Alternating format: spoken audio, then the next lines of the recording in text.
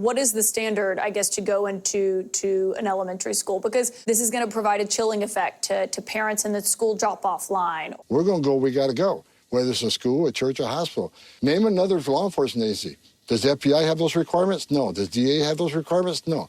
The schools and the churches in a central location was a policy only for ICE, only for immigration, right? But national security threats and public safety threats have no safe haven in this country, and we'll go where we got to go. This is why we all love Tom Homan. It's itsSeanDaniel here. If you like that intro, make sure you hit that like button. So DC has been a little bit quiet. We've had Congress on break. We've had Tom Homan, Stephen Miller not really making appearances, even Trump. But now they are all coming back from their summer break. And I thought, what better way to re-hype you guys up for the massive attention and firestorm that DC is about to be than with this amazing, ballsy, honestly just real interview with Tom Homan and Kaitlan Collins. Let's go. Your big priority right now is deporting public safety threats and national security threats. How does changing the ICE policy that allows agents to conduct arrest and enforcement at churches and schools help with that? There's no safe haven for public safety threats and national security threats. People say, well, were you really going to a high school? Well, people need to look at the MS-13 members and Tren de Agua members who entered this country, a majority between the ages of 15 and 17. Many are attending our schools, and they're selling drugs in the schools, and they're doing strong arm robberies of other students. So we not go into schools or hospitals as a matter of practice, but if it's a significant public safety threat or a significant homeland security threat, there's no safe haven. We'll go where we need to go to take them off the street. But you obviously are someone, you've been working on the border for years, sir. I mean, you got an award from President Obama for people who don't know watching, and you also, have worked through these administrations. This was the policy that's been in place, I believe, since 2011, and it wasn't changed before. I mean, do you have any reason to believe that elementary schools or churches are harboring, these violent immigrants who are here illegally? Like I said, when the circumstances arise, we got a national security threat, a significant public safety threat, we're going to go, we got to go, whether it's a school, a church, or a hospital. The national security is important. And look, name another law enforcement agency. Does the FBI have those requirements? No. Does DA have those requirements? No. So I shouldn't have those requirements either. We have a national security responsibility. We're going to take these people off the street. If it's out of school, that's what we're going to do. Again, it takes a lot to get approval to go into school or a church, but if there's a national security threat, we're going. Hit that like button if you agree with Tom Homan. And this exposes just how evil CNN and the fake news are. Because now, today, they're going crazy about gun control, about safety measures, about laws that need to be in place to protect schools and churches from these shootings that go on. But if we look at this interview from months ago, Tom Homan is saying he's taking a direct measure, not only to get illegals out of here, get dangerous illegals out of here, but a measure to protect schools and churches. And in this interview from months ago, they want to villainize it. They want to make it sound like it's evil, like it's wrong, like it's a targeted thing. Quite the contradiction, huh? Quite the hypocrisy to complain about that. And now, today, when there's these shootings going on, say, oh, we need more measures, we need more laws, we need more protective things going on in these schools and churches. The hypocrisy is obvious. What does it take? What is the standard, I guess, to go into an elementary school? Because what we had heard from immigration advocates is that this is going to provide a chilling effect to parents in the school drop-off line or something of that matter. It shouldn't be a chilling effect unless their child's a terrorist or a public safety threat. If they are a public safety threat, national security threat, they should be chilled. They should be afraid because we're looking for them. Well, if their parent is here and they're an undocumented immigrant, I think was more of the argument that they were making. They're not off the table either. I mean, they're in the country illegally, they got a problem. I mean, it's not okay. Look, it's not okay to enter this country illegally. It's a crime. And that's the way it's supposed to be. I wouldn't feel comfortable if I'm in Switzerland illegally. So we're going to enforce laws in this country. So, the schools and the churches in a central location was a policy only for ICE, only for immigration, right? But national security threats and public safety threats have no safe haven in this country, and we'll go where we got to go. I'm imploring the sanctuary cities, let us in the jail, arrest the bad guy in the jail where the community's safe, the officer's safe, the alien's safe. You're forcing the community, you're going to get exactly what you don't want. And More when you agents in the say, neighborhood and more collateral arrests. when you say collateral arrest, you mean someone who doesn't have a criminal record but is here, is an undocumented immigrant. They still get deported as well, right? You're not letting them go back to their neighborhoods or to their jobs. Is that right? Yeah, if they're in the country illegally, they're going to get arrested too. As it should be. Now that you're officially in your position, you've been here about a week on the job. We spoke to you last before you had actually come in formally to the role.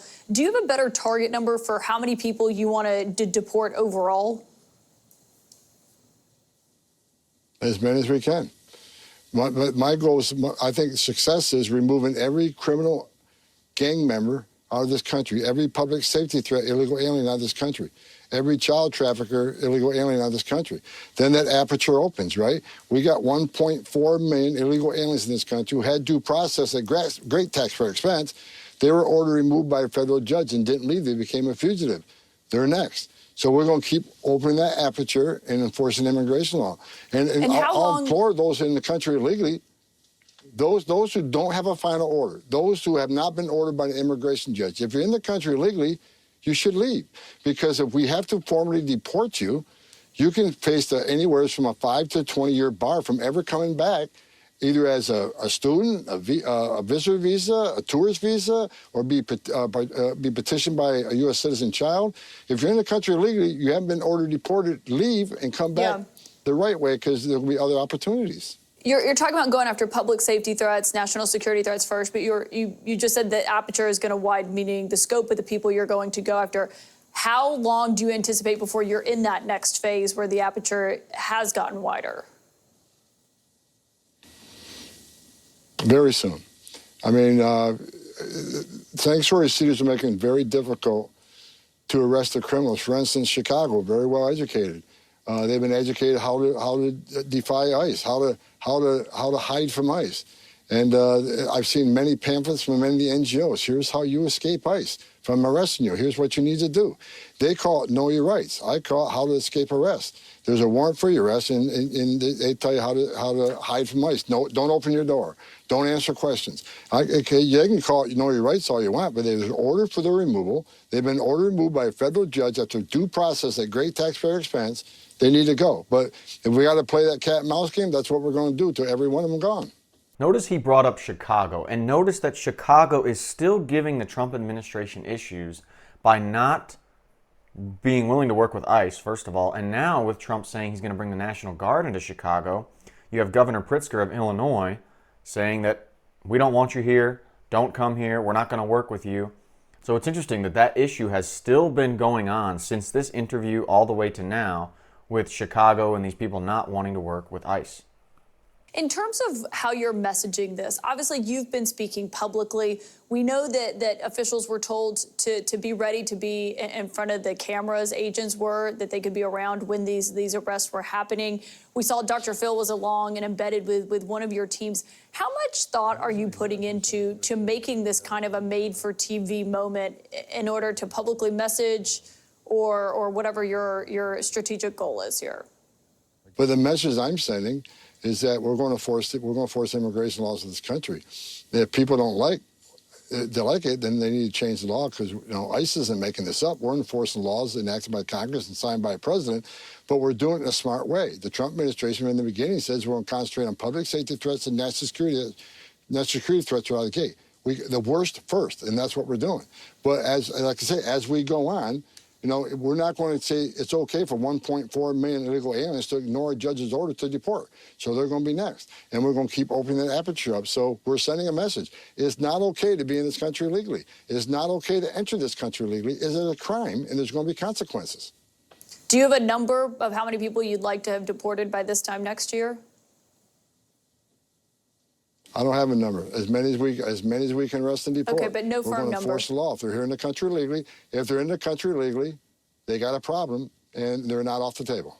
Yeah, but on numbers, you have been clear that your success here in this effort will depend on how much money you can get from Congress. Now that you're in this role, do you know how much money, what kind of budget you would need to deport the people that you say are public safety threats, national security threats, and also the 1.2 million that you just referenced there who have gotten orders from a judge? 1.4 million. And yes, look, we need more than 100,000 beds. Right now, we got about 34,000 beds. We'll fill them up in a week. So we need at least 100,000 beds. We need more international air flights. We need more ground transportation. We need more money to hire more officers and border patrol agents. And that's why we're bringing right now, the whole of government is coming in, right? In the Chicago operation and every operation throughout the country now. We got DEA, we got FBI, we got U.S. Marshals, we got ATF, we got HSI, we got ERO. So right now we're bringing the whole of government into this so we can create more teams and arrest more people. So this dynamic is constantly changing. And depending on the city, is it a sanctuary city or not a sanctuary city? Yeah, you're using them as like a force multiplier, but when it goes to the real money that you'll need from Congress to get more beds and to hire more agents, if Congress is not reliable, as I'm sure you are well aware in terms of what they can get passed. I know they believe this is a big part of Trump's agenda, but if you don't get what you need from Congress, can you achieve what you're trying to achieve here? We're going to do everything we can with what we have, and we're going to arrest as many as we can. However, you're right.